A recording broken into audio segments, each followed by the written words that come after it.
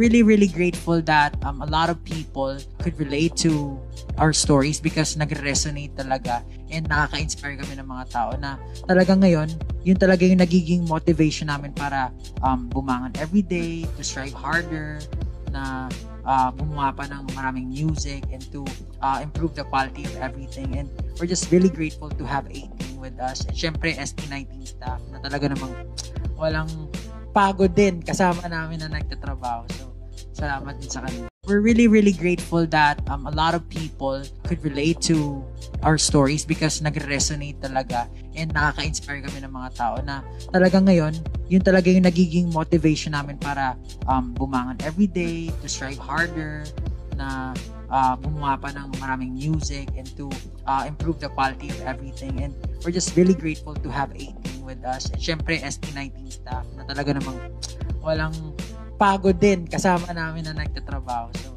salamat din sa kanila.